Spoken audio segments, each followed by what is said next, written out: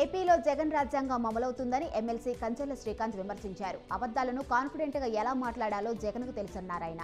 CM కుప్ప పర్యటన Jabardasth comedy షోను తలపించిందని అన్నారు.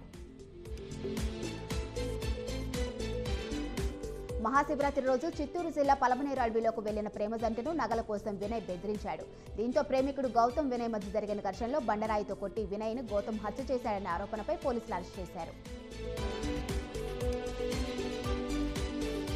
బడుగు బలహీన వర్గాల అభివృద్ధికి, మహిళల ఉన్నతికి పాటుపడుతున్నది ఒకే ఒక కాంగ్రెస్ పార్టీ అని వరంగల్ పార్లమెంటరీ స్థానం ఆస్పిరెంట్ సునీత అన్నారు. మహిళల కోటా కింద తనకు టికెట్ కేటాయించాలని పార్టీ పెద్దలను కోరినట్లు ఆమె తెలిపారు.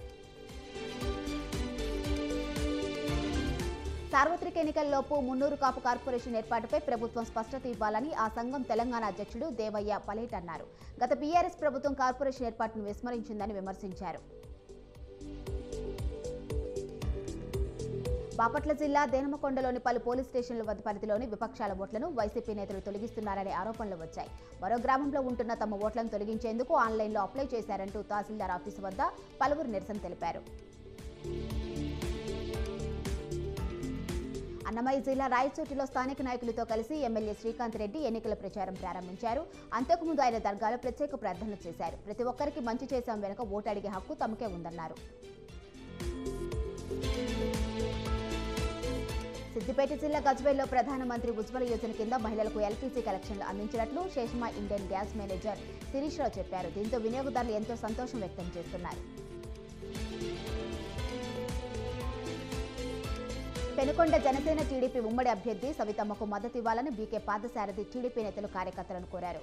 మద్దతు ఇచ్చేందుకు వారు ససేమిరా అన్నారు. హిందూపురం లోక్సభ సీటు పాదసారథికి ఇచ్చేదాకా సహకరించేది లేదన్నారు.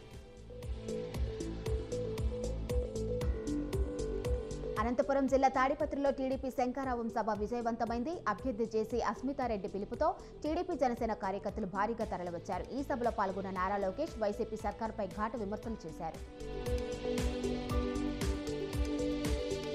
కాంగ్రెస్ పార్టీ నిజస్వరూపం బయటపడిందని Telangana BSP chief RS Praveen Kumar విమర్శించారు. డిప్యూటీ సీఎం బట్టి విక్రమార్కకు జరిగిన అవమానాన్ని ఆయన ఖండించారు. సీఎం రేవంత్ రెడ్డి దళితులకు క్షమాపణ చెప్పాలని ఆర్ఎస్పీ డిమాండ్ చేశారు. కామారెడ్డి మున్సిపల్ చైర్పర్సన్ నిట్టు జాహ్నవిపై అవిశ్వాసానికి జిల్లా కలెక్టర్కి 27 మంది కాంగ్రెస్ పార్టీ కౌన్సిలర్లు వినతి పత్రం అందజేశారు. అనంతరం కాంగ్రెస్ పార్టీ కౌన్సిలర్లు ప్రత్యేక బస్సులో క్యాంపుకు తరలి వెళ్లారు. శ్రీకాకుళం జిల్లా పలాసలో బాధిత అంగన్వాడీ కార్యకర్తకు అండగా ఉంటామని టీడీపీ మహిళా చీఫ్ గౌతు శిరీష అన్నారు. వైసీపీ నేతల దాడిలో బాధితులను ఆమె పోలీస్ స్టేషన్కు వచ్చి ఓదార్చారు. మంత్రి అప్పలరాజును తరిమి కొడతారన్నారు. మేడ్చల్ జిల్లా మల్కాజిగిరి పార్లమెంటరీ స్థానం బీజేపీ అభ్యర్థి ఈటెల రాజేందర్ అల్వాల్ సర్కిల్ నుంచి భారీ బైక్ ర్యాలీ నిర్వహించారు. ఇందిరానగర్ శోభా గార్డెన్ నుంచి మచ్చ బొల్లారం రైల్వే స్టేషన్ దాకా ర్యాలీ కొనసాగింది. ర్యాలీలో భారీగా యువకులు పాల్గొన్నారు. శ్రీ సత్యసాయి జిల్లా మడకసిరి మహిళకు అరుదైన గౌరవం లభించింది. ప్రధానితో ముఖాముఖి కార్యక్రమంలో మాట్లాడే అవకాశం అనురాధకు దక్కింది. స్వశక్తి నారీ వికసిత్ భారత్ కార్యక్రమంలో ప్రధానితో ఆమె ముఖాముఖి చర్చలో పాల్గొంది. సినీ హీరో కిరణ్ అబ్బవరం బుధవారం వివాహ నిశ్చితార్థం చేసుకుంటారు. సినిమాలో తన తొలి హీరోయిన్ రహస్య గోరఖ్ను కిరణ్ వివాహం చేసుకుంటారు. కిరణ్ రహస్య గోరఖ్ 5 ఏళ్లుగా ప్రేమించుకుంటున్నారు.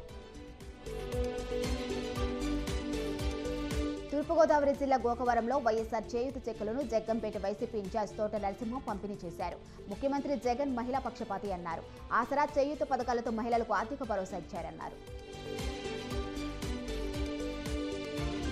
వికారాబాద్ జిల్లా తాండూరులో 15 రోజుల క్రితం సోషల్ మీడియాలో ఆర్ఎంపీ డాక్టర్ రాసలీల వీడియో వైరల్ అయింది.